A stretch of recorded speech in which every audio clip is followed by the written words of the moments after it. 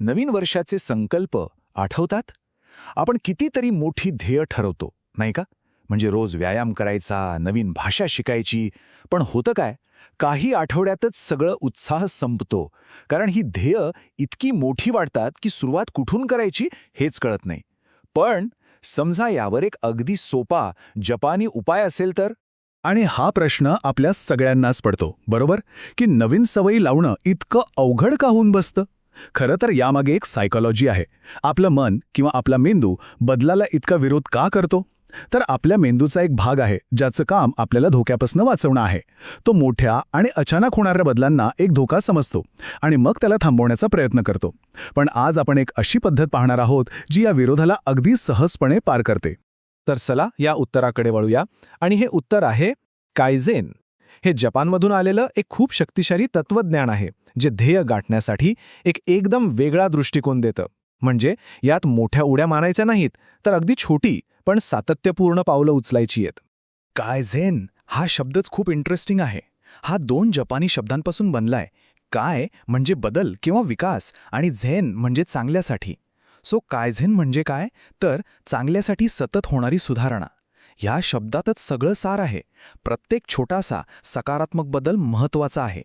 आणि यातच तर कायझेनची खरी गंमत आहे. मोठ्यात मोठी ध्येय गाठण्यासाठी मोठमोठ्या उड्या मारायची अजिबात गरज नाहीये.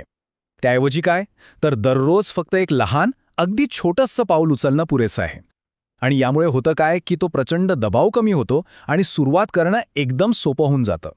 आता तुम्हाला वाटेल की ही काहीतरी नवीन संकल्पना आहे, पण तसं नाहीये. कायझेनचा इतिहास खूप जुना आहे. विचार करा, दुसऱ्या महायुद्धानंतर जपानची काय अवस्था असेल? तेव्हा देशाला पुन्हा उभं करण्यासाठी याचा वापर झाला. टोयोटासारख्या कंपनीने तर याच तत्वाच्या जोरावर जगात आपलं नाव कमावलं. मग 1986 मध्ये मासाकी इमाई नावाच्या व्यक्तीने याला पुस्तकातून जगभर पोचवलं. आणि आज तर ॲमेझॉनसारख्या मोठ्या कंपन्यासुद्धा याच तत्वावर काम करतात. बरं, पण मग या कंपन्या कायझेनचा वापर नक्की कसा करतात? ही फक्त एक विचारसरणी आहे का? नाही, याची एक ठोस कार्यपद्धती आहे. चला आता यातील काही मुख्य तत्व बघूया, जी कामाच्या ठिकाणी अक्षरशः क्रांती घडवून आणू शकतात. कायझेनमध्ये 3M खूप महत्त्वाचे मानले जातात. पहिला आहे मुदा, म्हणजे अपव्यय. तो वेळेचा असेल, साहित्याचा असेल किंवा ऊर्जेचा. दुसरा एम आहे मुरी, म्हणजे अतिभार. कर्मचाऱ्यांवर किंवा मशीनवर प्रमाणापेक्षा जास्त ताण येणं. आणि तिसरा आहे मुरा, म्हणजे असमानता. कामाच्या क्वालिटीमध्ये सतत चढ उतार होणं. तर कायझेनचं मुख्य ध्येय काय आहे? या तिन्ही एमना शोधून त्यांना कमीत कमी करणं. आता आपण बघूया 5S पद्धत. ही पद्धत कामाची जागा एकदम सुव्यवस्थित बनवते. यात 5 पायऱ्या आहेत. पहिली पायरी सेरी, म्हणजे वर्गीकरण करणं. कामाच्या ठिकाणी काय गरजेचं आहे आणि काय नाही हे वेगळं काढणं. मग येते दुसरी पायरी सेटॉन, म्हणजे सुव्यवस्था. ज्या गरजेच्या वस्तू आहेत त्या प्रत्येकाला एक ठरलेली जागा द्यायची, जेणेकरून त्या पटकन सापडतील. तिसरी आहे सिसो, म्हणजे स्वच्छता. आपलं कामाचं टेबल, आपलं डेस्कटॉप सगळं स्वच्छ ठेवणं. त्यानंतर चौथी पायरी सिकेत्सू, म्हणजे मानकीकरण. या पहिल्या 3 गोष्टी रोज पाळल्या जाव्यात यासाठी काही नियम बनवणं. आणि सगळ्यात शेवटी येते सित्सुके, म्हणजे शिस्त. ही सगळी प्रक्रिया सतत चालू ठेवण्याची सवय, शिस्त लावून घेणं. हे ऐकायला खूप मोठं वाटत असेल, पण याचं एक साधं उदाहरण घेऊ. समजा एका मेकॅनिकच्या गॅरेजमध्ये सगळं सामान विखुरलेलं आहे. त्याने जर 5S वापरलं, म्हणजे अनावश्यक भंगार बाहेर काढलं, प्रत्येक पाना स्क्रूसाठी जागा ठरवली, तर काय होईल? अरे, त्याला योग्य वेळी योग्य वस्तू सापडेल, कामाचा वेग वाढेल आणि चुका कमी होतील. इतकी साधी पण तितकीच प्रभावी आहे ही 5S पद्धत.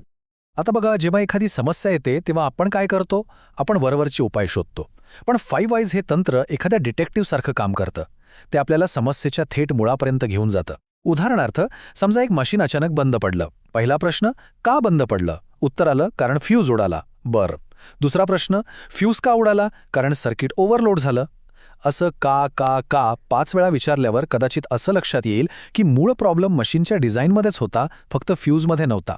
म्हणजे बघा, हे तंत्र आपल्याला तात्पुरत्या उपायांऐवजी कायमस्वरूपी तोडगा शोधायला मदत करतं. ओके, तर आतापर्यंत आपण पाहिलं की मोठमोठ्या कंपन्यांमध्ये कायझेन कसं काम करतं. पण आपल्या रोजच्या आयुष्याचं काय?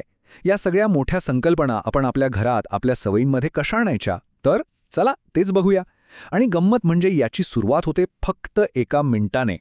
हो, तुम्ही बरोबर ऐकले. फक्त 1 मिनिट. कायझेनचा वैयक्तिक आयुष्यात वापर करण्यासाठीचा सगळ्यात महत्त्वाचा नियम आहे 1 मिनिटाचा नियम. आणि ही पद्धत इतकी सोपी आहे की कोणीही कधीही कुठूनही सुरू करू शकतं. जरा विचार करा, एका दिवसात किती मिनिटं असतात?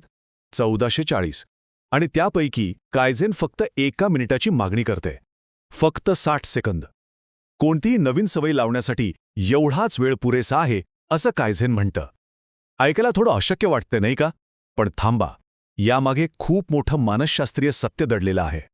मग हे प्रत्यक्षात करायचं कसं? अगदी सोपं आहे. समजा रोज व्यायाम करायचा आहे, हे ध्येय आहे.